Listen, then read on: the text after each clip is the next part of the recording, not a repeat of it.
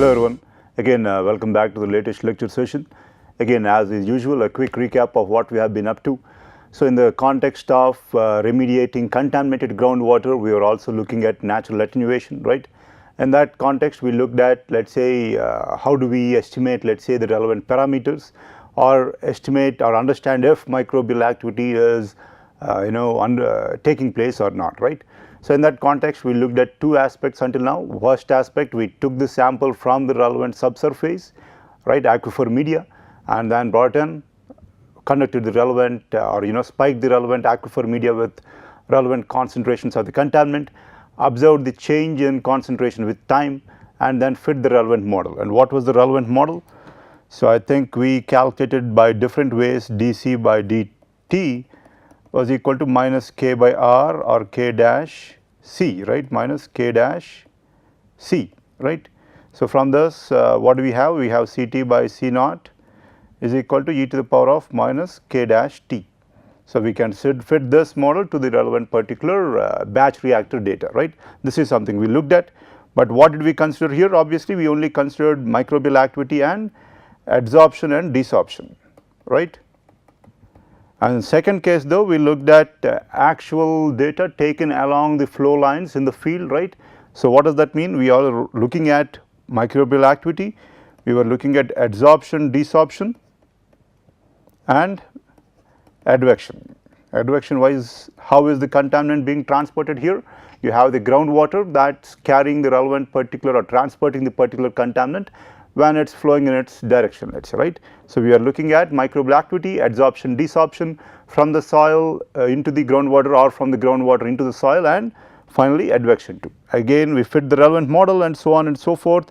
We came up with, I think, something like dC by d tau is equal to similarly minus k star c, right. So similarly, let's say we will have again, what was tau? I think tau was some function of x, right. So what does this in effect tell you? It tells you how dC is changing with, or concentration is changing with, distance, right. So that's something that we looked at. What was tau, if I am not wrong? So I think it was x by u by epsilon, I think r. This was what I believe we looked at, right. Anyhow, so let's move on, right. I think this is what we looked at. Again, adsorption and advection, and this is the model, and we can fit this to the relevant data from the field and get the relevant constants, let's say. But what are we missing here, or what's the another aspect that we can consider? We can also consider obviously adsorption, microbial activity and advection, right. But as you know, in groundwater you are going to have diffusion, or more particularly dispersion, let's say. So what is this dispersion now? I think we looked at this earlier. Let's say if a particular, this is one particular flow path of the groundwater, and let's say contaminant is at this position, and you know that this is soil particles, right. So there are many soil particles. So let's say this contaminant that comes in here can take this path and up here, this path and up here, this path and up here, and so on. So the one contaminant that starts at the same location can end up at different locations now, right. So obviously now you see that the concentration is decreasing, right. Why is that? Because of dispersion, right.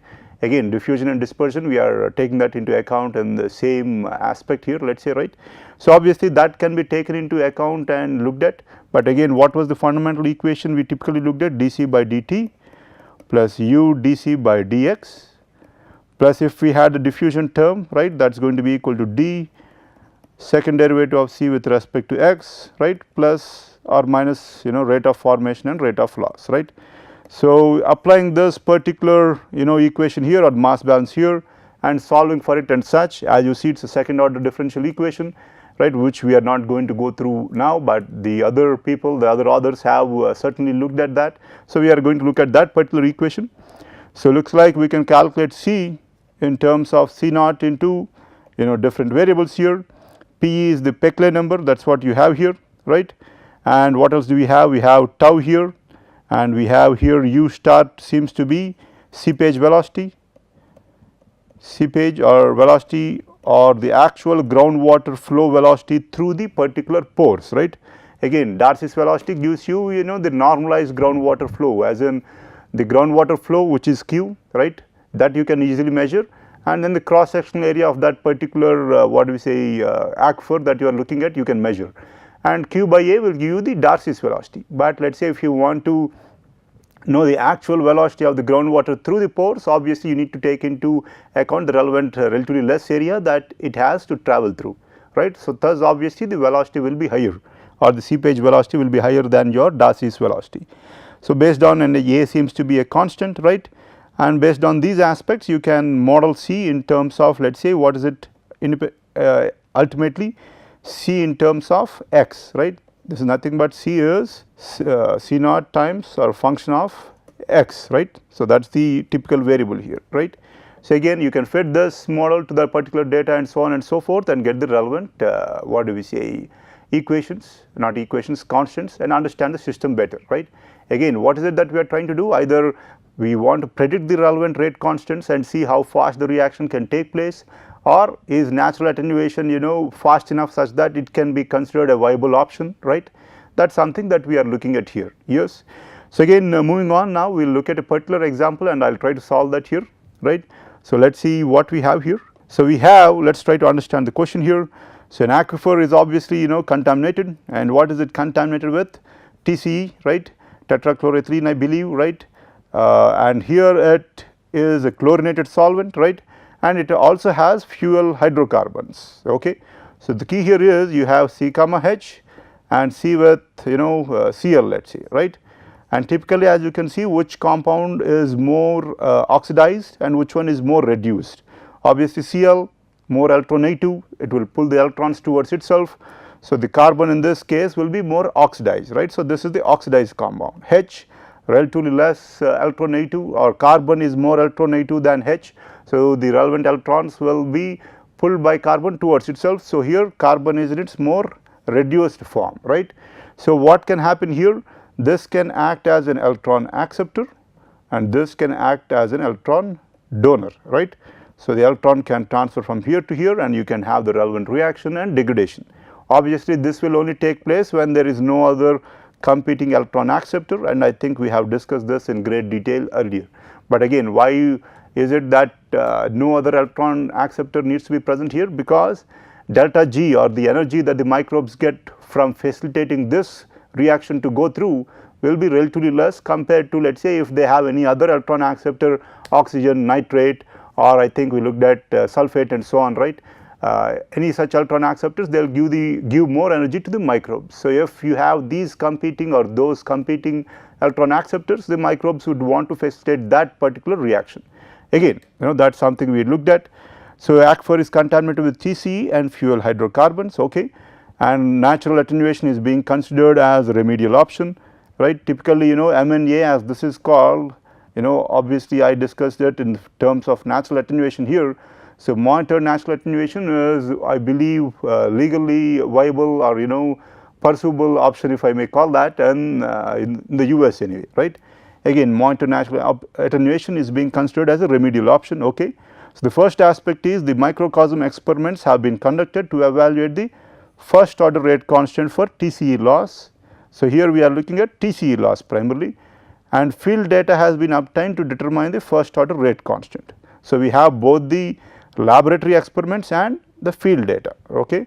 So, using the information below, estimate the first order rate constant using first the lab data, then the field data, one with the assumption of plug flow, and with the detail, and with the second one being, or the second case being, field data with the assumption of advection dispersion model with first order decay, okay. So, there are three aspects here. What are they?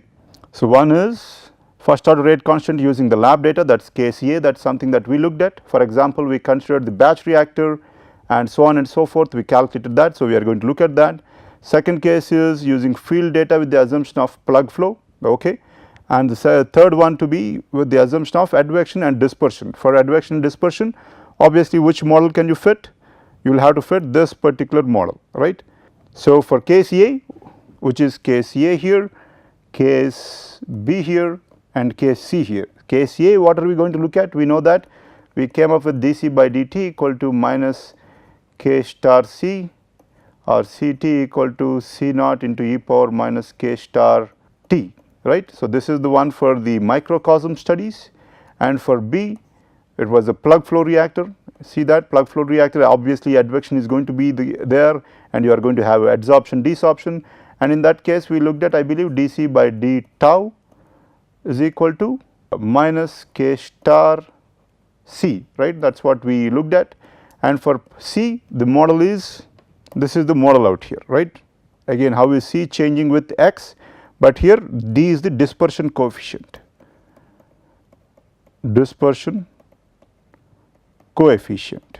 right? This is something that we looked at, let us say, and typically this PE, Peclet number, gives us an idea about the ratio of, let us say, the contaminant being transported by advection to that by dispersion. Typically, you know, to understand, let us say, which particular mode of transport is relatively the predominant, you look at the Peclet number. Numerator typically gives you an idea about the transport due to advection, the denominator gives you an idea about the transport due to dispersion and diffusion, let us say, right.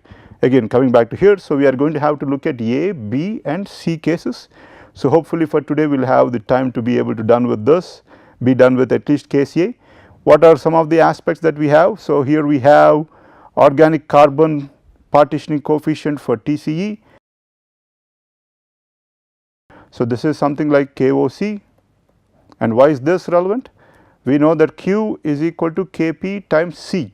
What is Q? Concentration of the relevant particular contaminant on the soil. C is the concentration of the particular contaminant in the groundwater, right. We know that both of them are in equilibrium, and how are we relating them? We are using this particular variable Kp, or the partitioning coefficient, but to what particular, you know, aspects or compounds on the particular soil is it that the contaminant is being adsorbed onto, right. What drives this adsorption now, right. Here, as you know, TCE is hydrophobic, right, and any organic matter in the soil, right, if there is any organic matter present in the soil, obviously this particular TCE would not want to stay in water, but would want to stay in that particular organic phase or be adsorbed onto that organic fraction. So that is why, let us say, this particular Kp can also be obviously further written as K times OC into fraction of organic carbon. So this is the partitioning between organic carbon, right, and this is the fraction of organic carbon times concentration. What does this tell you more or less? It is that, you know, the amount of organic content present in the soil is the relevant aspect that drives your particular partitioning, as in, if you see that there is FOC is the fraction of organic content present in your soil. If FOC is higher, what does that mean? Q is also higher, right. Again, looks like fraction of organic carbon in aquifer material is just 0.015, bulk density of aquifer material is also given, rho B, right. Hydraulic conductivity is also given of aquifer material, right. Average slope is given, porosity is given. Obviously, using this you can calculate the velocity or the Darcy's velocity, right, U equal to, I believe, Ki, right.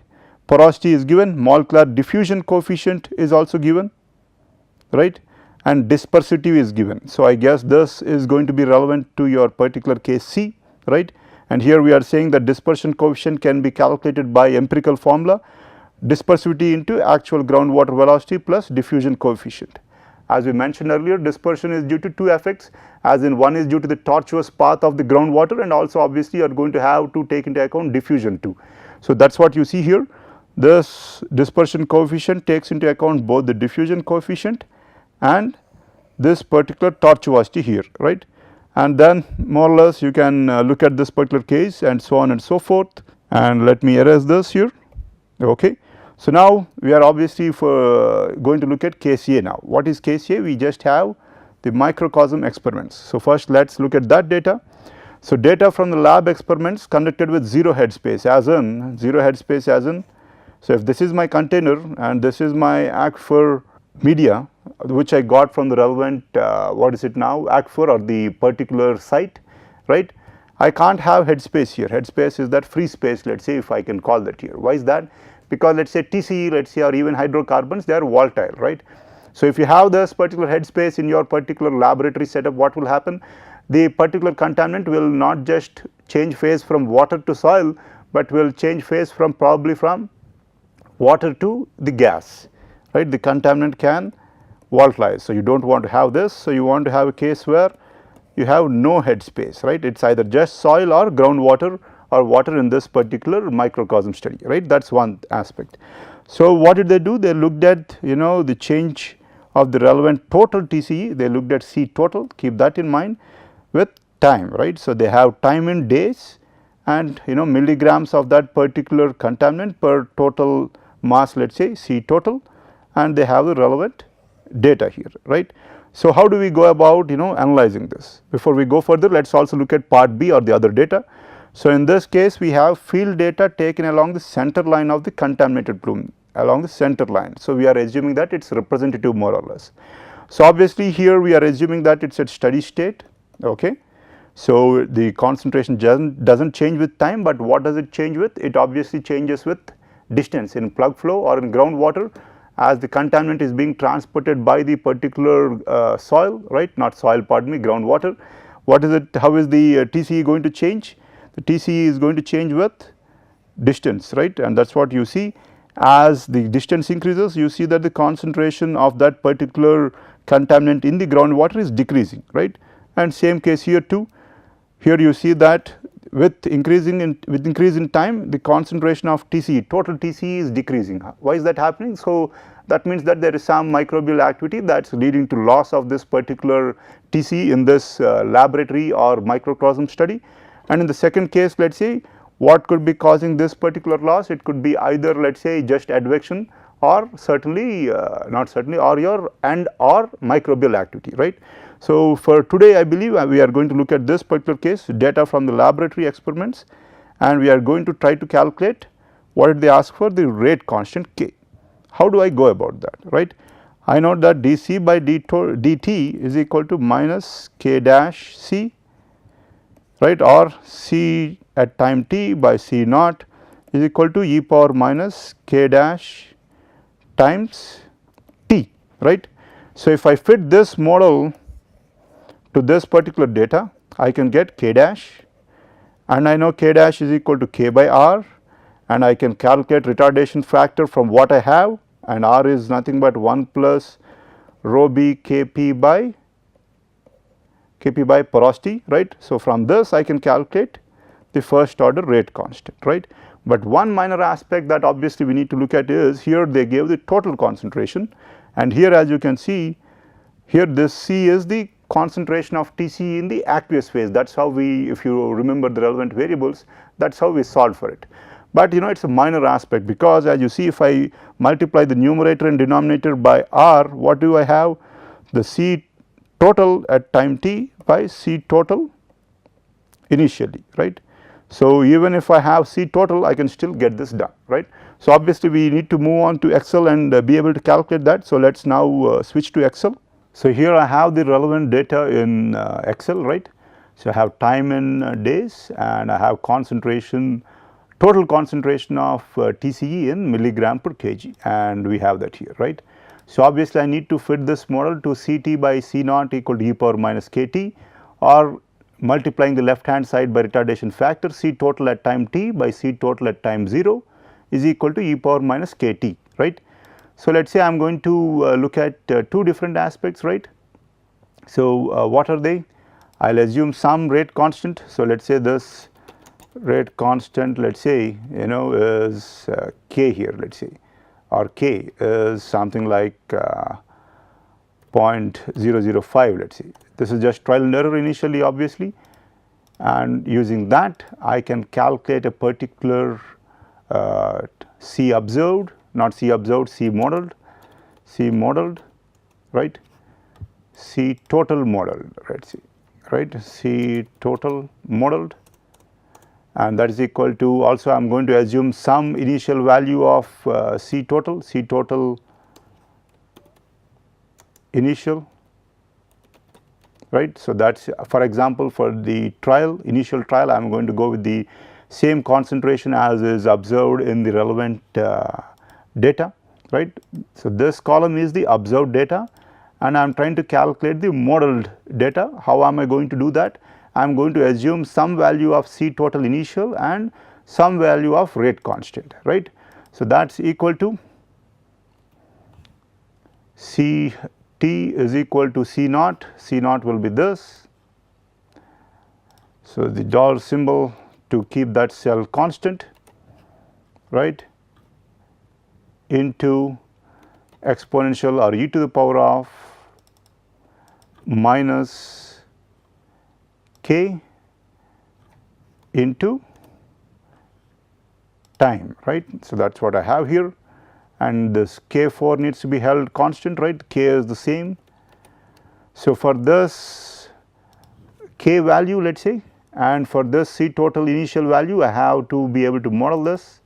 As you see, this particular k value does not really explain the data well, right. As you can see 885, yes, obviously initial value, but as you can see the final value is far off from this particular value at time equal to 280, right, and obviously all the other values too are nowhere near the actual observed values, right. So, now what am I going to do? My objective is to change k and C total initial such that the error between these two particular observed and modeled values will be minimum, right. So, what is the error here? I will label that as error.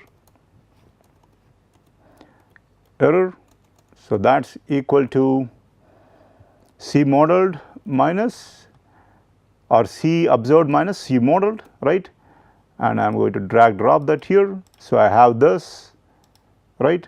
Obviously, as you can see everything is negative. What does that mean? That my model is overestimating the relevant data, right, overestimating the relevant variable, pardon me, this is error. And obviously, I am going to look at error to the power of 2, error square, right. So, error square, so that is equal to the cell to the power of 2, yes, and I am going to do that. And now I am going to calculate the sum of squared errors, that is equal to the sum of all these squared errors, right. So, I end up with this. As you can see, what am I trying to do, or what is the objective here? I want to get that value of rate constant and that value of C total initial that will minimize this sum of squared errors, right. So, that will be my true value of, or relatively better value of k and C total initial. How do I do that? Obviously, I have different ways to get that done. One is here, go to data, go to solver. So, here as you see you can have different aspect here. So, what is this? What do we have here? We have, let us say, the target cell, and the target cell in this case is this cell, sum of squared errors. And what are we trying to do? We are trying to minimize that sum of squared errors. So, the target cell, we are trying to minimize that. And how are we trying to minimize that? By changing these two cells. So, what am I asking Excel here to do? I am asking Excel to change the values of rate constant and C total initial, right, in such a way that this particular cell of sum of squared errors is going to be the minimum, right. So, I am going to ask it to solve, okay, and now Excel solved for it and now gave me a new value of rate constant, and that is equal to 0.008, and I think because it is a first order loss, it is going to be day inverse, right, day inverse as you can see here, and C total initial, the true value seems to be 876 or so though. So, there are two ways to go about it. Either you can keep C total initial to be actually 8085 and just change k, or you can model this too. So, let us just try to plot this in the first case. So, plot,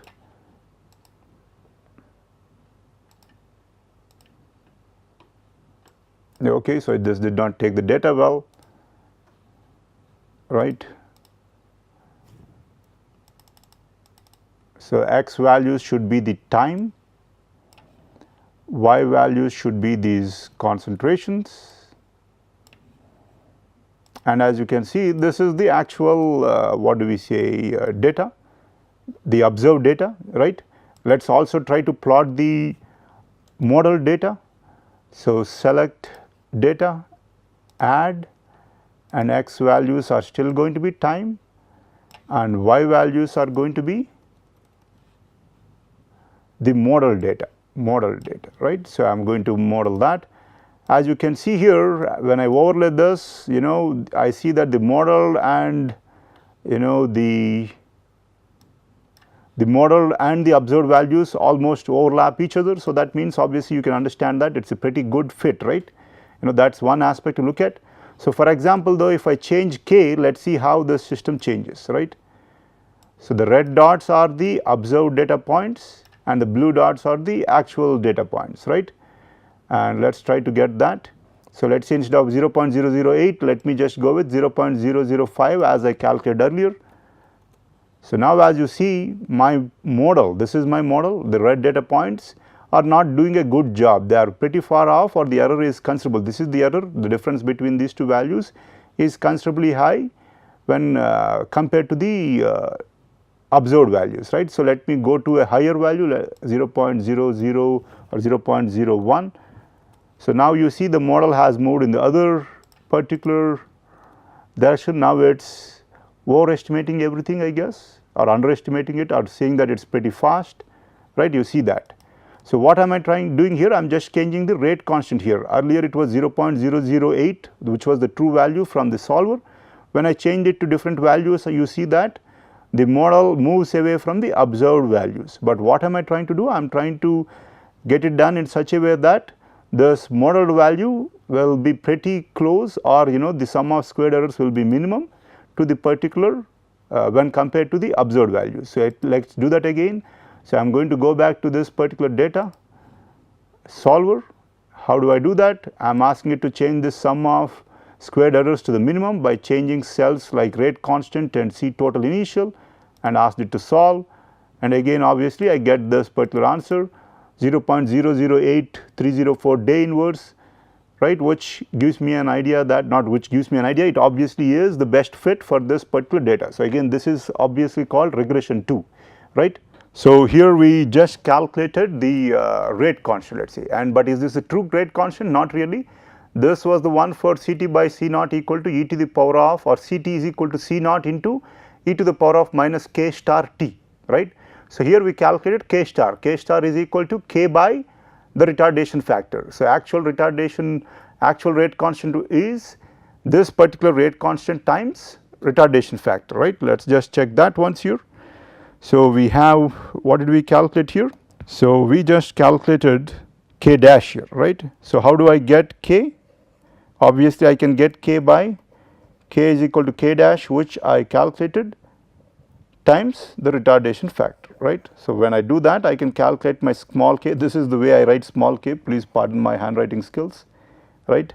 Small k is equal to k dash times the retardation factor, and you can calculate r equal to 1 plus rho b k p by porosity. Kp is nothing but, as we mentioned, KOC times FOC. Let us see if we have all the data. So, Kp or bulk density, yes, bulk density is given, porosity is given, KOC is given, and FOC is given. So, thus I can calculate R. Once I calculate R, I can calculate the actual rate constant, right. So, I guess I am out of time for today, but again let us just summarize the approach. What did we do? We had the data of the what we say from the experiment, where we measured the change in concentration with time, that is what we had, and then we assumed some value of k and C total initial and calculated the relevant observed not observed, pardon me, the modeled values, right. That is what we did here. Let me try to switch here. So, we assumed some value of k, some value of C total initial, and then calculated the modeled value, right, initially. Again there are two ways, obviously, as I mentioned. You can either assume that C total initial is constant, typically let us say that is a decent way to go about that, but here I assume that there might be errors in even the C total initial that you measured. So, that is why I kept that to be a relative variable here, or that is something that needs to be found out from the relevant data too, right. But typically you will have greater, what you say, confidence in the initial data point that you are measuring. So, typically you can keep that constant, that is up to you, right. But here I kept two variables here, and I calculated the error first and then the sum of squared errors, and then use data solver to minimize this sum of square errors. What is it now? So, that my particular model can approximate my particular data or observed data in the best possible manner, or by minimizing the sum of squared errors. Again that is more or less regression now.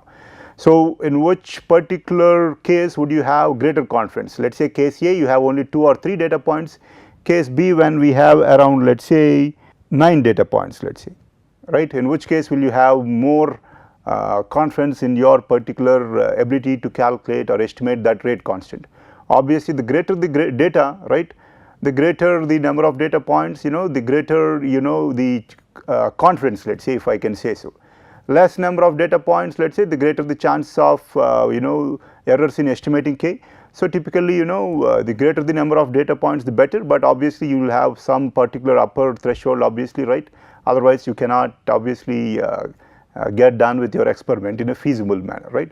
So, again, with that we will end today's session, and in next session, I guess, we are going to look at case B, where we have plug flow and so on and so forth. And thank you. That is it for me for today.